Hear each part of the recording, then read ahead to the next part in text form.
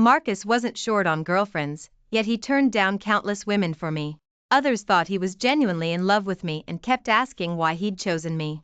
He gave a self-deprecating laugh. It's just that she looks the most like Isabella. Isabella was his idealized lost love, the one he loved but could never have. After my best friend, Chloe, told me this, I didn't react much. I sent a breakup message and then unfriended him. He still thought I was just upset and would calm down after some coaxing. So he came to my room with roses and knocked on the door. But the one who opened it was another man, the most distinguished young scion of the Silverwood, Ethan. He had his idealized lost love, so why couldn't I be someone else's idealized lost love? One Marcus was a Silverwood aristocrat, while I was just an unknown sculptor. On the eve of his birthday, he hugged me and said, "Grace, I love fine art sculpture. Can you fulfill this wish for me on my birthday?" His magnetic voice captivated me, and I agreed without hesitation. Even though his birthday was only a week away.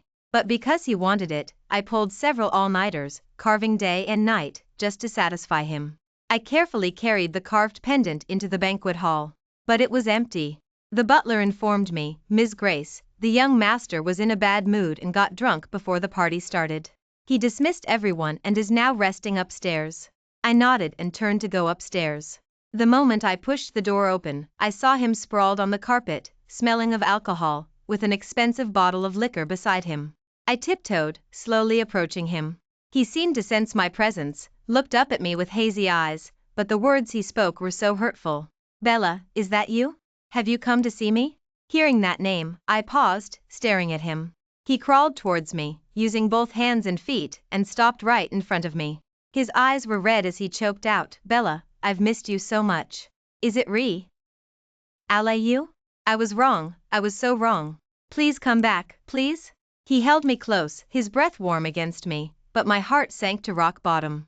I didn't know who Bella was, but it definitely wasn't me. He never called me that, nor was he ever this passionate. He continued, "I've waited for you for so long. Why did it take you this long to see me? What do I need to do for you to forgive me? I truly can't live without you. This time without you has been so painful." I struggled, but he seemed afraid of something, clutching me even tighter. The force made me feel like I was suffocating. I had to endure the discomfort in my heart, stiffly raising my hand. I patted his back and coaxed, "You're holding me too tight. I'm a little uncomfortable. Please loosen your grip, and we can talk properly." As for what to talk about, I honestly had no idea. The funny thing was, if he hadn't drunkenly spilled the truth, I never would have known such a person existed in his heart. He was even afraid of her leaving, even when drunk. Marcus was incredibly obedient at that moment. He nervously loosened his grip on me and said anxiously, I'm sorry, I didn't mean to." It was clear that Bella was like a treasure to him. If she so much as whispered a complaint, Marcus's heart would bleed. Seeing him like this, I softly asked, "You keep saying you love me, so why are you with Grace?" I was very confused. We had been together for exactly 3 years, not too long, not too short. It was the first time I'd seen him so humbled. When he was with me, he was exceptionally good to me. He remembered everything I liked and disliked. He would quietly do things for me. When I was sick, he took meticulous care of me.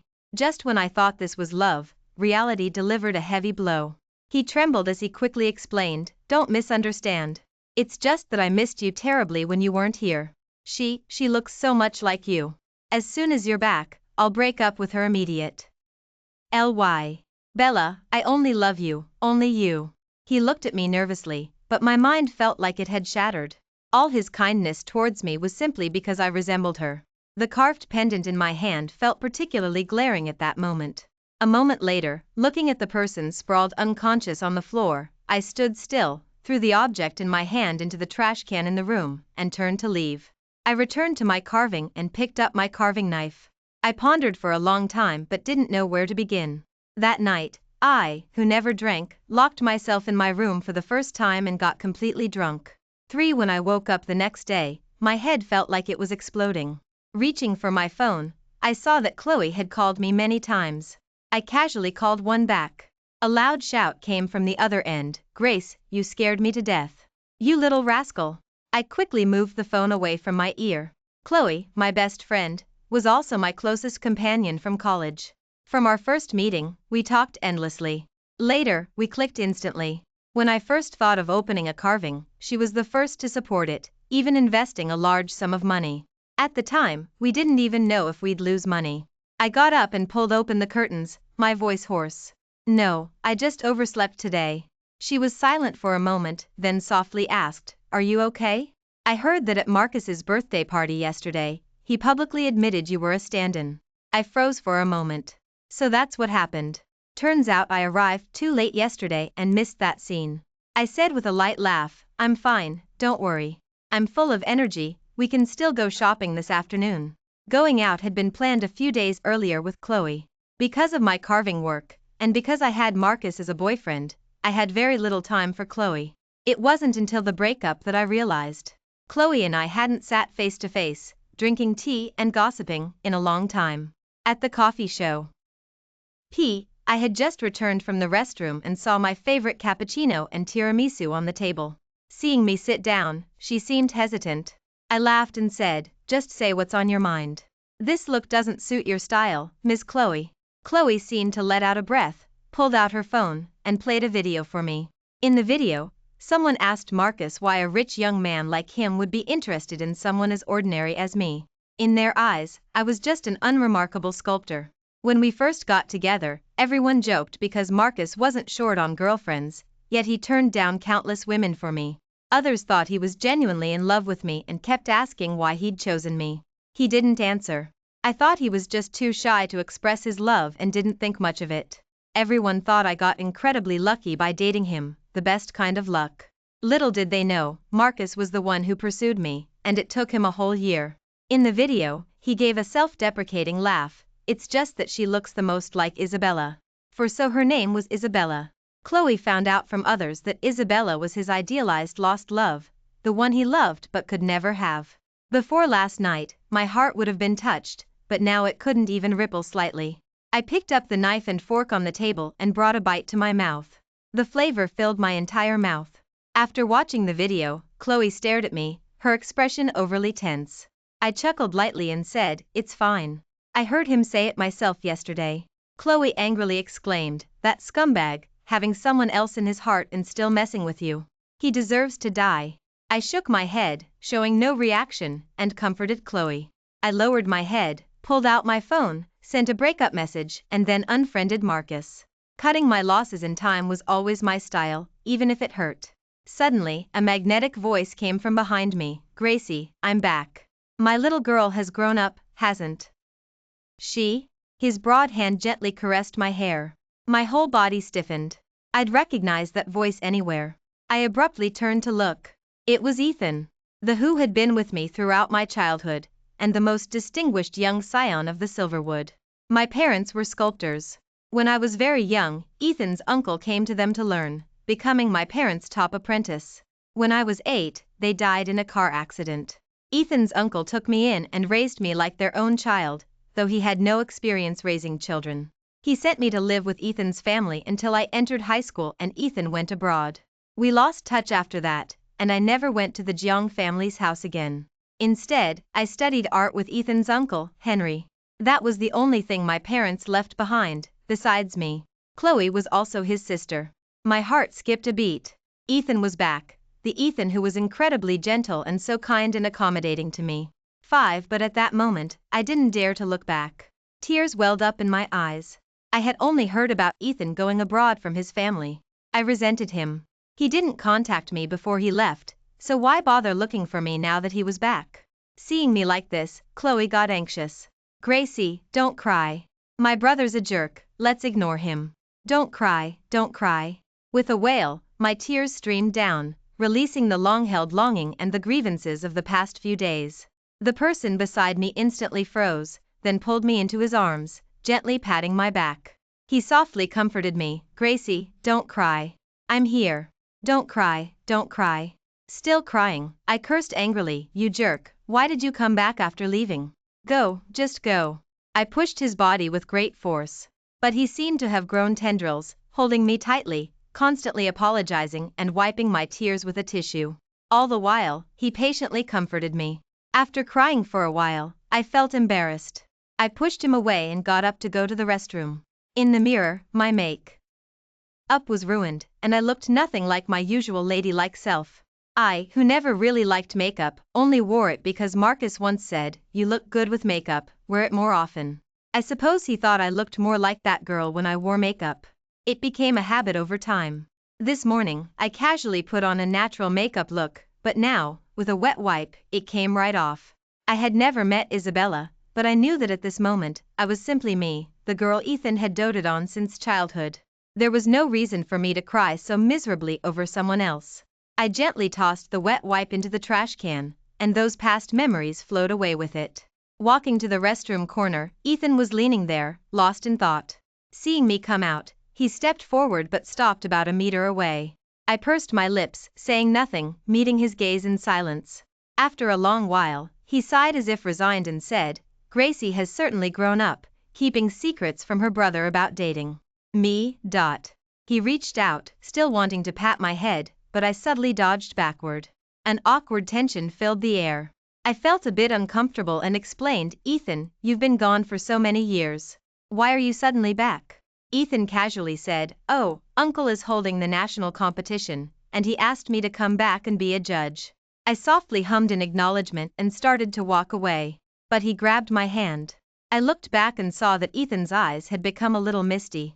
He said, "Gracie, since you've broken up, please don't get back with him, okay? Could you perhaps consider someone else around you?" What exactly did he mean? On the way out of the coffee shop, I kept thinking about what Ethan had said. I asked, but he just told me to figure it out myself. 6th at night, Ethan said others were holding a welcome party for him and invited him to a gathering.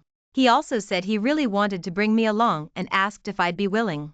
I knew his friends, we hadn't seen each other in a long time since he left. I looked at Chloe hesitantly, but she said she had something to do, asked Ethan to take care of me, and then disappeared. I let out a soft laugh. Ethan stood by the car, watching me silently. After a moment, I quietly walked past him and opened the back door myself. A voice from beside me said, "Gracie, I've been traveling for a while and need someone to help me watch the road so I don't get too tired and fall asleep." My movement to get in paused. I silently sighed, closed the door, and turned to glance at him. An undeniable hint of melancholy was etched on his face. I admit, I was absolutely worried about my own safety, not feeling sorry for him. I got into the passenger seat he had opened, just about to fasten my seatbelt. But then Ethan naturally bent over and fastened my seatbelt for me. He then closed the car door.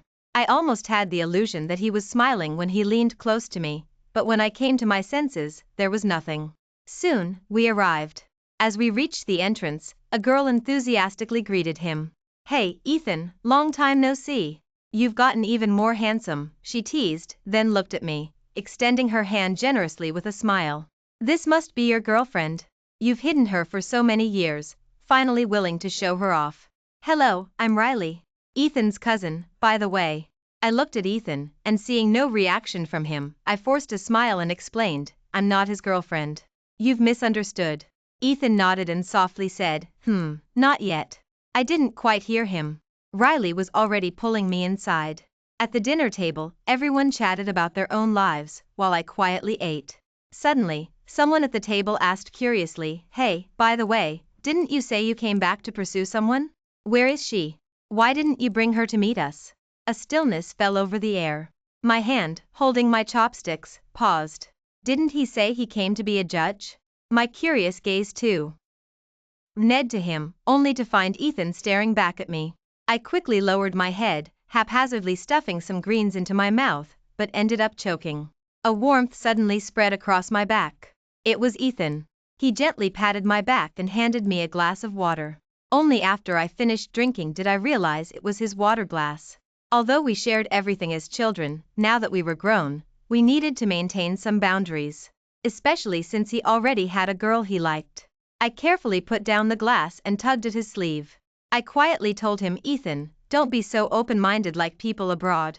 You have a girl you like now, so we should keep our distance from now on. Don't do things like handing me your water glass anymore. After all these years, I could take care of myself." Yes, we had both grown up. Ethan didn't say anything, just looked at me deeply and nodded. The dinner ended, and Ethan walked me home. We didn't say anything else until I entered my front door. 7 the next day, I had just found a sculpture that someone had ordered a month ago at the carving. The client was rushing, so I planned to rush the work and deliver it today. To my surprise, just as I sat down, the first customer arrived at the carving. It was Marcus. As soon as he entered, he pointed at his phone and questioned me, "Grace, what is the meaning of this? Is breaking up so casual for you? I called you so many times. We can talk things through. Don't be so childish." The carving knife I was clutching tightly loosened, then tightened, then loosened again, and then I put it down. "Marcus, I've made myself clear enough. Stop bothering me." Marcus's eyes were red as he said discontentedly, "But I didn't do anything wrong. I was so good to you, how can you still be so ungrateful?" I looked at him coldly. "Marcus, I know everything. Don't lie to yourself. Can you truly say all your kindness was meant for me? Or was it to compensate me for your guilt towards her?" Marcus grew anxious. He stepped forward and gripped my arm, tighter and tighter. He yelled at me, "Grace, don't mention her. This is about us. Can't we go back to how we were before?" I shook off his hand. For a moment, I was lost in thought, then Marcus broke down again. I used to think he was emotionally stable. He seemed like suitable husband material. I was truly fortunate to see his true colors early and not go through with it. "Mr. Marcus, please respect yourself. We've broken up, and there are no ties between us anymore. If you want to talk to me, please commission a sculpture.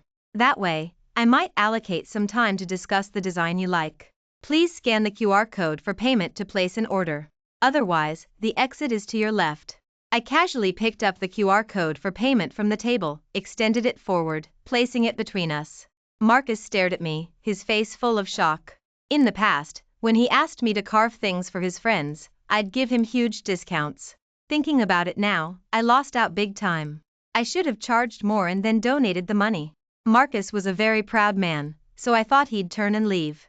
But he suppressed his anger, raised his phone, and scanned the QR code. He then busied himself with his phone. Then he showed it to me, saying seriously, "I ordered something from your shop for hundreds of thousands. Can we talk now?" I glanced at it, frowning. He really was throwing money around, buying something for hundreds of thousands without batting an eye. "Mr. Marcus, considering the lead time, your piece won't be ready until next year. I'll contact you when it's done. This is my assistant's contact information. You can tell her your specific requirements, and she'll relay them to me." I tapped on my phone, pulled up another QR code, and held it in front of him. Marcus's body trembled with rage. I admit, I was doing it on purpose. He had deceived me for so long, that shameless person. I didn't want him to get off easy at all. I hadn't originally intended to settle accounts with him, but he insisted on coming right up to me, and I wasn't someone to be easily manipulated. "Grace, stop making a scene. Once I walk out that door, you won't be my girlfriend anymore." He still thought I was just upset and would calm down after some coaxing. I indifferently raised my hand, gesturing for him to leave. Marcus's face darkened, and he cursed angrily, "Grace, what do you think your sculptures are worth? Without me, they're worthless." Then he turned and stormed out, crashing into Ethan, who was just coming in.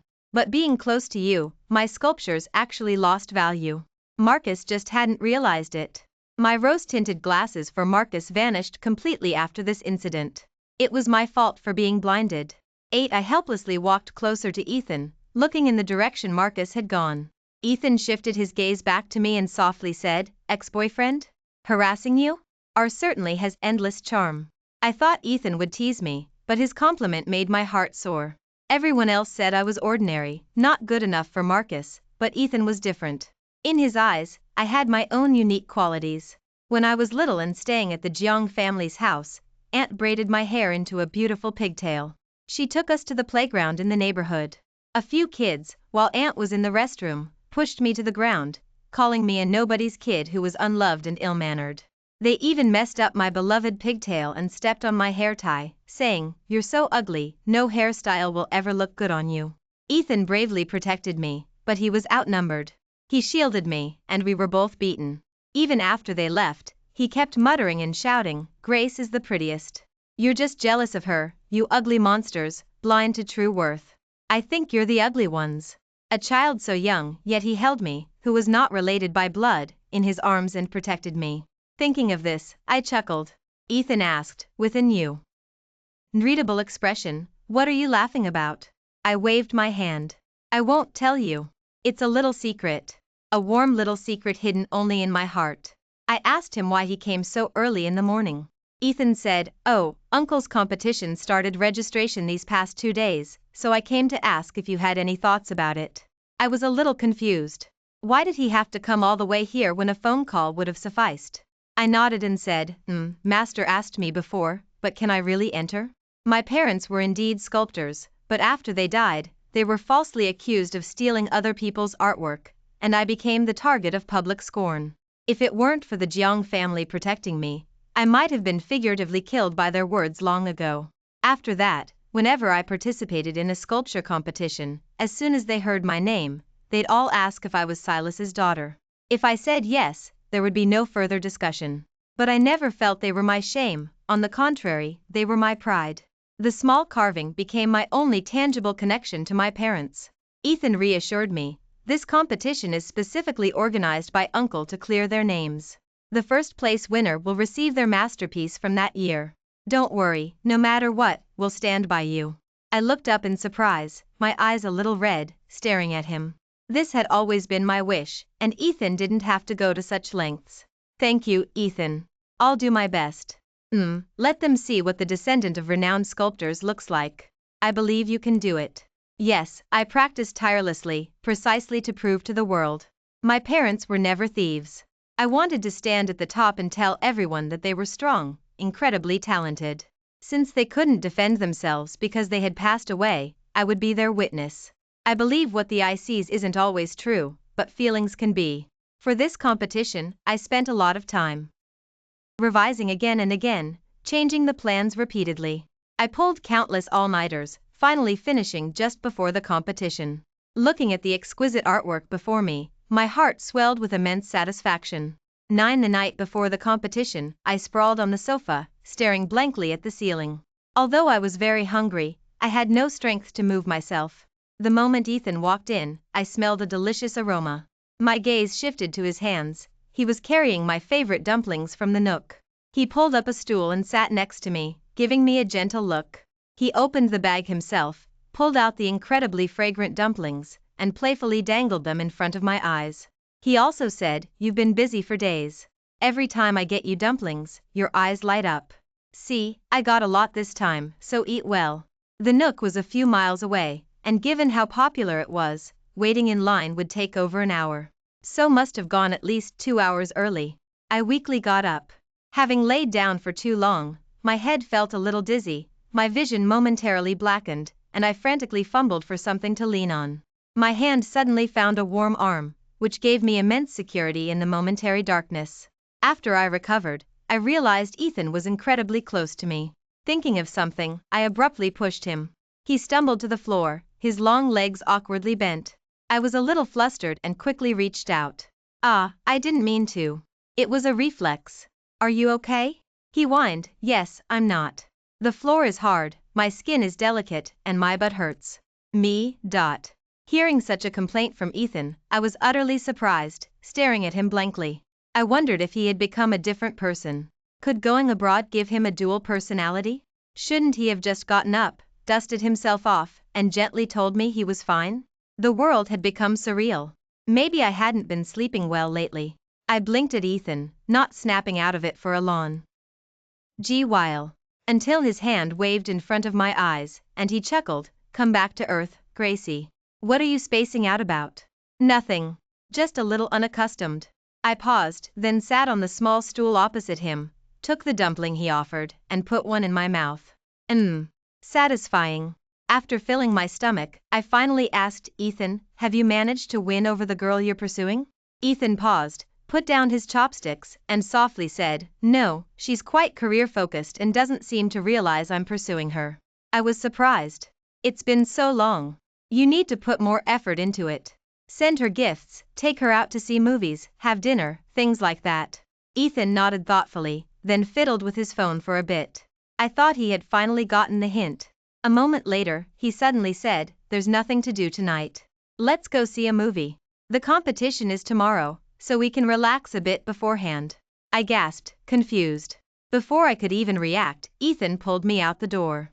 I considered the possibility, but looking at the person beside me, who was watching the movie so earnestly, I suddenly couldn't bring myself to ask.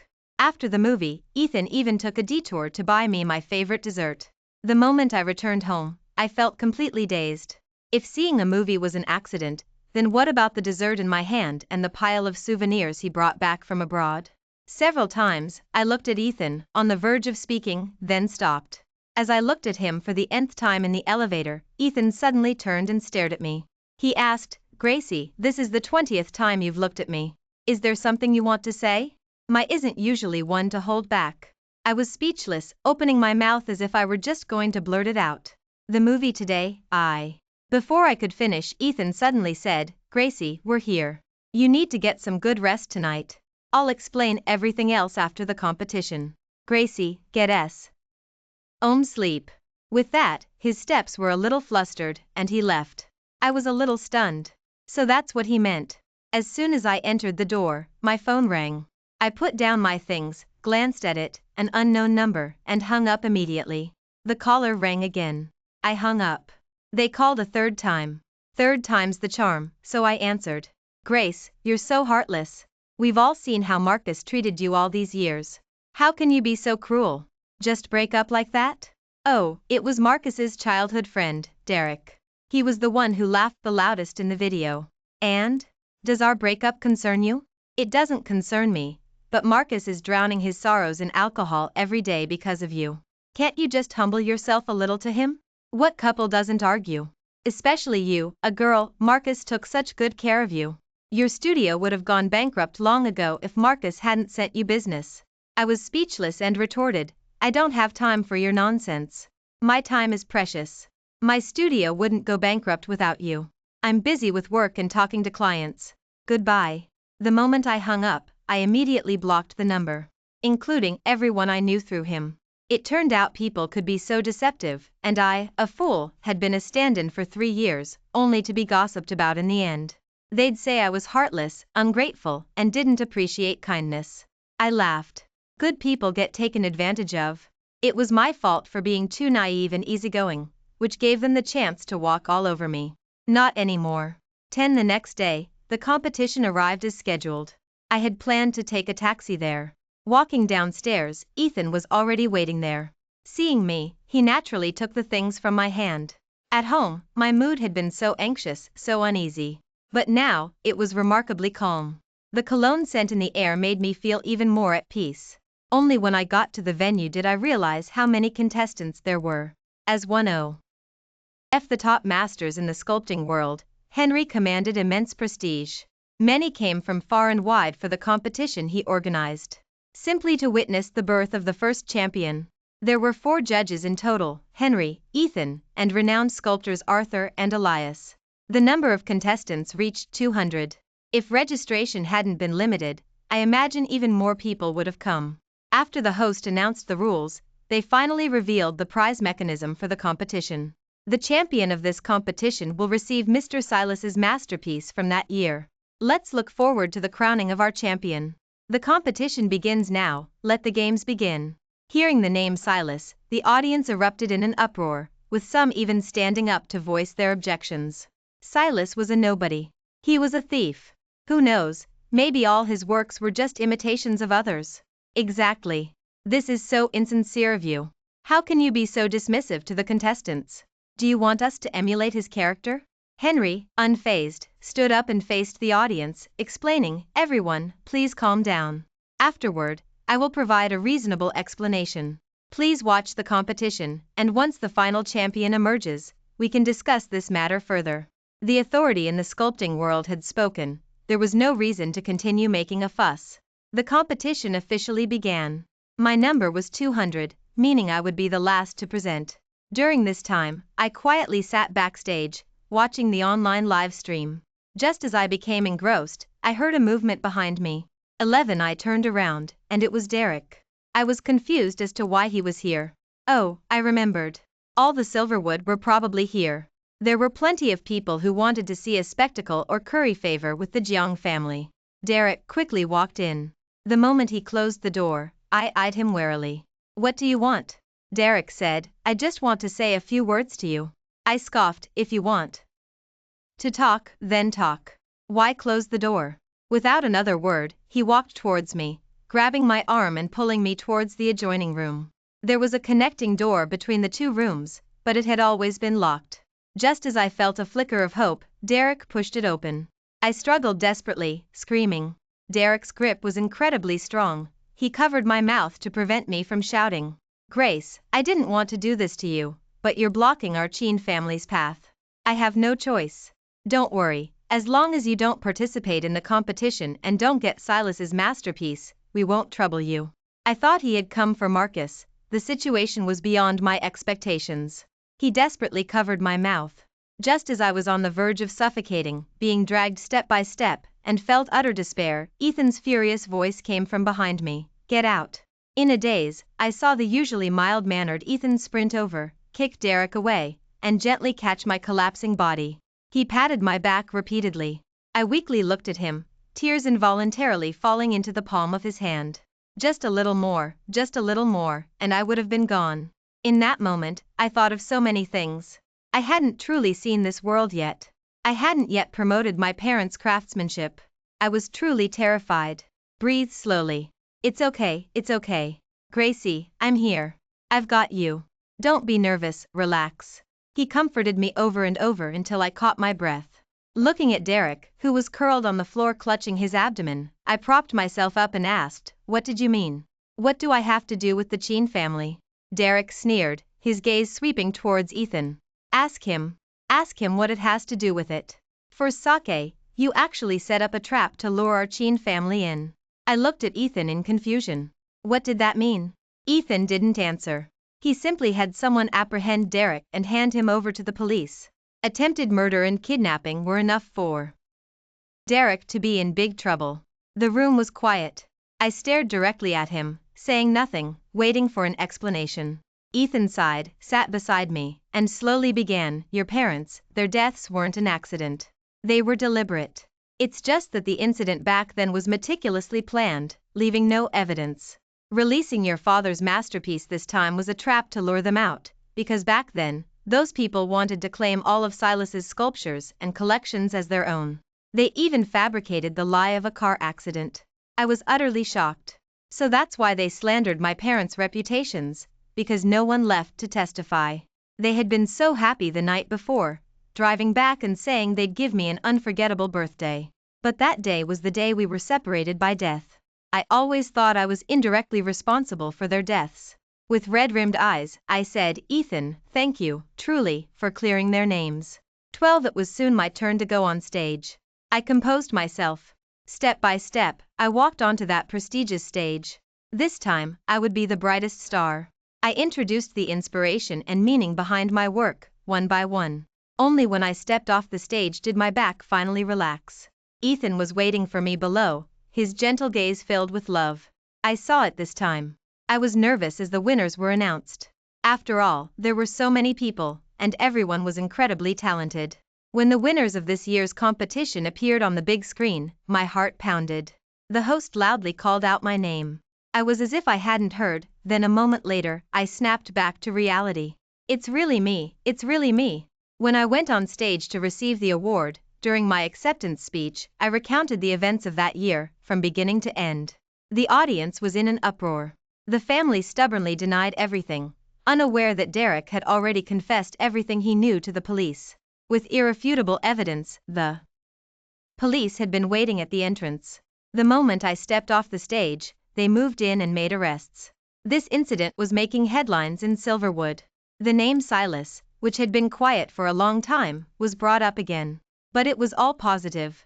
I thought this award was a mere formality, but Ethan told me that the two sculptors wanted to chat with me. They recognized my creativity and praised me, even expressing regret that if my parents were still alive, I would likely be a well-known heiress in Silverwood. I smiled gently. That didn't matter to me, it was just an empty title. I already had everything I wanted. After saying goodbye to them, I turned around, and Ethan was standing not far away, watching me with a smiling gaze. As I approached, he said, "How was it? It's all over now. You have nothing to worry about now." I deliberately teased him, pretending not to know, and asked, and then? Ethan said, "It means I want to pursue you. To be your boyfriend." Before, I let others have an opportunity to step in, but not this time. I smiled, looking at him. He actually holds a very significant place in my heart. The failure of this recent relationship, ironically, made me see the efforts of those around me. Ethan had been quietly watching over me all this time. Apparently, he was supposed to come back the year I started college. But then I got together with Marcus. It wasn't until I broke up that he rushed back without delay, just to secure a place by my side. This you goofball, really, I don't even know what to say about him. Ethan, I agree. Ethan's eyes crinkled with a wide smile, his whole being radiating surprise. He was as happy as a child, scooping me up and spinning me around. Only after we started dating did I learn that he had secretly liked me for a long time. Tonight was wonderful. The long-standing issues in my heart finally settled, and I also had someone who loved me. So, at dinner, I happily had a few extra drinks. It was the second time I'd gotten drunk, but this time, it was joyful. Ethan carefully escorted me all the way home. I hadn't rested long, just starting to sober up a little, when a knock came at the door. I was about to get up and open it. Ethan got there before me and opened the door. Marcus stood outside, holding roses. He was right at my doorstep, and their eyes met. I closed my eyes in exasperation and said, "Ethan, close the door. Don't let that dog in." Ethan, obediently, slammed the door shut with a bang. No more sound came from outside. After was imprisoned, he requested to see me one more time. From him, I learned that he intentionally showed Marcus my photos. The family had long since seen Ethan's intentions, but I alone hadn't. Thankfully, everything I cared about was still within my reach. He has his idealized lost love, but does that mean I'm not allowed to be someone else's idealized lost love? And my idealized lost love wouldn't look for a stand-in. Thanks for watching today's story. If you liked this video, please like and share with your friends. We look forward to hearing your thoughts in the comment section. Feel free to share your views, and don't forget to subscribe to our channel for more exciting stories. See you next time.